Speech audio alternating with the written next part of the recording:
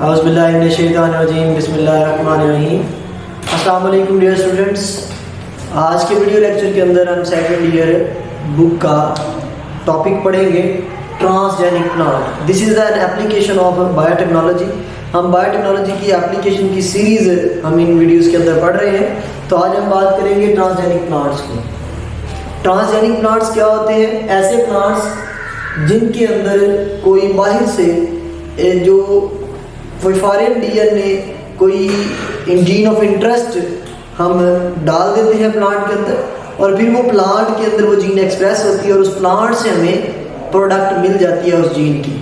मिसाल के तौर पे कोई एंटीबॉडी है, कोई हार्मोन है, हार्मोन की जीन हम इंसान से लेंगे, उसे पौधे में डाल देंगे, पौधे के सेल में, और उस सेल को हम टिश्यू कल्चर करके ग्रो करवा के पौधा बनाएंगे। उस पौधे के अंदर हमारे हार्मोन की जीन है। ठीक हो गया जी। अब वो जब उस पौधे के ऊपर फ्रूट लगेगा तो उस फ्रूट के अंदर हमारी वो जीन जो है एक्सप्रेस हो जाएगी। ठीक है जी। अगर वो टमाटर है तो टमाटर के अंदर हार्मोन, मज़े के मज़े, इलाज का इलाज। ठीक है जी। तो इस तरह से बायोटेक्नोलॉजी ने इतनी तरक्की कर ली है कि जब वो जीन डालते हैं कि इंसान की जीन मतलब प्लांट के किसी सेल में डाली और प्लांट पैदा हुआ, प्लांट बढ़ा, उसके ऊपर वो तब एक्सप्रेस होगी, हार्मोन उसके अंदर तब पैदा होगा जब उस पर फ्रूट लगेगा। यानी कि हम पौधे के जिस हिस्से से हम लेना चाहते हैं, पत्ते से लेना चाहते हैं, तो पत्ते में एक्सप्रेस हो जाएगी। मतलब वो डिफरेंट टेक्निक्स होती हैं, यूज़ करके हम उसे जो है वो अपनी प्रोडक्ट हासिल कर सकते हैं।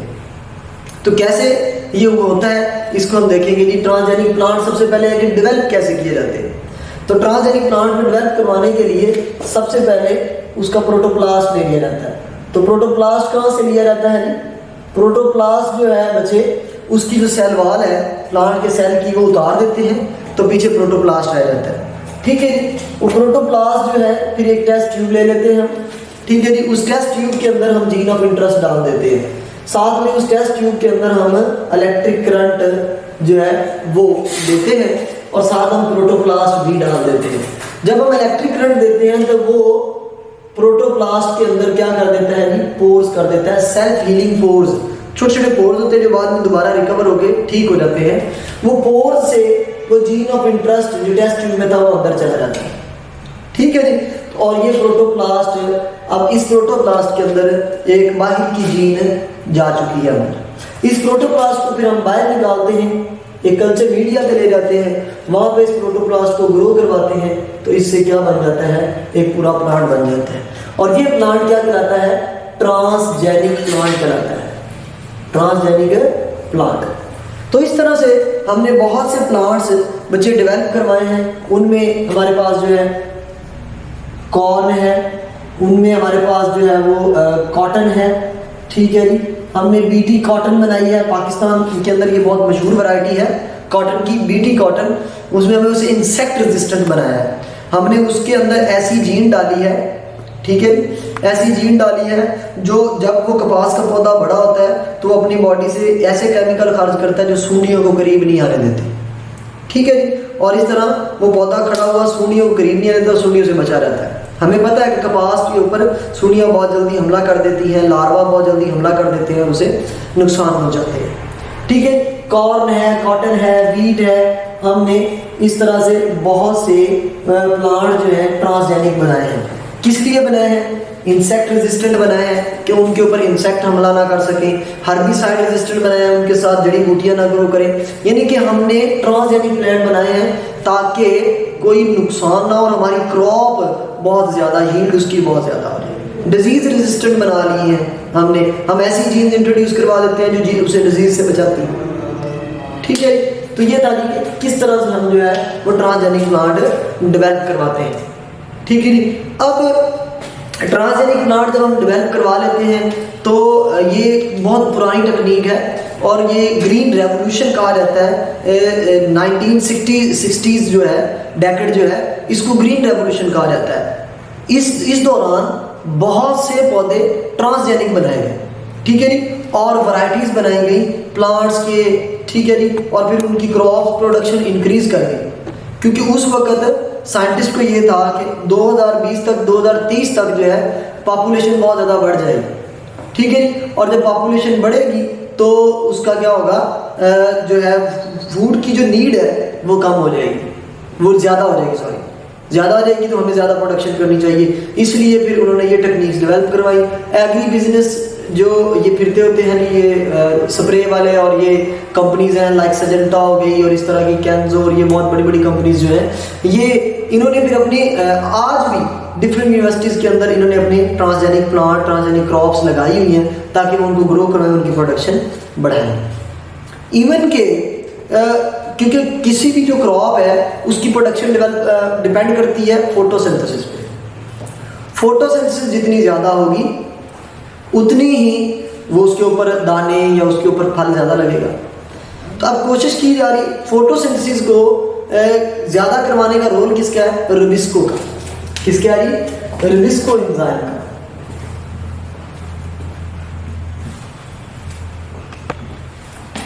ठीक है, सम टाइम कुछ प्लांट्स ऐसे होते हैं उनमें रुबिस्को की एफिशिएंसी कम हो जाती है। ठीक है, और उन प्लांट्स को हम क्या कहते हैं जी? दो तरह के प्लांट्स होते हैं, C3 प्लांट और C4 प्लांट्स। इनके अंदर फोटोसिंथेसिस ज़्यादा बेहतर होती है। बच्चे मैं आपको बता रहा था कि जो C3 और C4 प्लांट है, दो तरह के प्लांट होते हैं, दोनों में रुबिस्को जो है ग्लूकोज बनाता है, खुराक बनाता है, खुराक से फल और दाने वगैरह बनते हैं। लेकिन ये जो C4 प्लांट है इनके अंदर एफिशिएंटली फोटोसिंथेसिस जो कि रुबिस्को बड़ा अच्छा काम करता है एज कम्पेयर टू C3। तो बायोटेक्नोलॉजिस्ट जो हैं वो ये सोच रहे हैं कि हम किसी तरीके से जो है अपनी जो क्रॉप्स के प्लांट हैं जो C3 हैं उनको भी C4 में कन्वर्ट कर लें ताकि ज़्यादा से ज़्यादा प्रोडक्शन इंक्रीज कर जा सके। तो इसके लिए हमें जो है वो क्या करना पड़ेगा, लेकिन प्रॉब्लम ये है कि हमें पूरी जेनेटिक इंजीनियरिंग करना पड़ेगा, इसके सारा जो जेनेटिक मटेरियल है उसको चेंज करना पड़ेगा। तो यह इस पे भी काम हो रहा है, जापान में काम हो रहा है, डिफरेंट कंट्रीज़ में काम हो रहा है। तो होप सो ये एक दिन ये अचीवमेंट भी हासिल कर ली जाएगी और जितने भी प्लांट हैं उन्हें C4 बना दिया रहेगा ताकि उनके अंदर रुबिस्को एंजाइम अच्छा काम करे, फोटोसिंथेसिस अच्छे हो और ज़्यादा ग्लूकोज, ज़्यादा प्रोडक्शन हो। इसके अलावा प्लांट से हम सिंगल जीन प्रोडक्ट्स भी हासिल करते हैं। सिंगल जीन प्रोडक्ट्स हम लेते हैं। उन सिंगल जीन प्रोडक्ट्स में से जो पहली प्रोडक्ट मैं आपको बताता हूँ वो क्या है जी? Biodegradable plastic. बायोडिग्रेडेबल प्लास्टिक हम प्लांट्स से हासिल कर रहे हैं। हम एक जीन जो है वो ट्रांसफ़र करते हैं, वो जीन पौधों के अंदर बायोडिग्रेडेबल प्लास्टिक बनवाता है। उस प्लास्टिक को हम हासिल करके उससे बैग्स, बोटल्स वगैरह बनाते हैं और फिर वो बोटल्स जो है वो डिग्रेड हो जाती हैं। ठीक है, तो ये आजकल जो इन्वायरमेंट को जो सेव करने का जो प्रोसीजर है उसमें ये एक बड़ा अच्छा जो है स्टेप है। इसके बाद है जी बायोडिग्रेडेबल प्लास्टिक की बात जो है मैं बात करता हूँ आपको डिफरेंट हार्मोन्स जो है, ह्यूमन हार्मोन्स मैंने शुरू में लेक्चर के शुरू में बताया। उसके बाद बच्चे जो है तीसरी चीज़ हमारे पास एंटीबायोटिक्स हैं। हम एंटीबायोटिक्स प्लांट से हासिल करते हैं। हम जीन ले लेते हैं किसी एंटीबायोटिक की और उसको इंसर्ट कर देते हैं प्लांट में, और प्लांट जब बड़ा होता है तो उस प्लांट की किसी भी पत्ते में, जड़ में, शाख में या फ्रूट के अंदर वो जीन प्रोडक्ट बनाती है, उसको हम कलेक्ट कर लेते हैं और उसको हम यूज़ कर लेते हैं। तो इस तरह से हम एंटीबायोटिक्स बना रहे हैं। तो डिफरेंट प्लांट से हमें एंटीबायोटिक्स हासिल होती हैं जी। ठीक है जी, उसमें जो है हमारे पास कॉर्न प्लांट है, सोयाबीन का प्लांट है। ठीक है जी, और इनसे हम एंटीबायोटिक्स हासिल करते हैं। इसके बाद फोर्थ वन है जी, हमने रेडियो आइसोटोप डेवलप करवाया है कॉर्न प्लांट से, जो क्या करता है, कैंसर से बचाता है। ये एक केमिकल होता है जो कैंसर से बचाता है, कैंसरियस सेल को ख़त्म करता है। इसके अलावा हमने जो है वो हर्पिस सिम्प्लेक्स, हर्पिस के वायरसेस के ख़िलाफ़ हमने सोयाबीन से क्या बनवाया है, एक एंटीबायोटिक टाइप केमिकल बनवाया है जो इसे ख़त्म करता है। तो प्लांट से हमें डिफरेंट प्रोडक्ट्स, ट्रांसजेनिक प्रोडक्ट्स हासिल होती हैं और प्लांट से ट्रांसजेनिक प्रोडक्ट हासिल करने के बहुत ज़्यादा फ़ायदे हैं। तो पहला फ़ायदा जो है वो ये है कि एक तो ये एक इनएक्सपेंसिव टेक्निक है।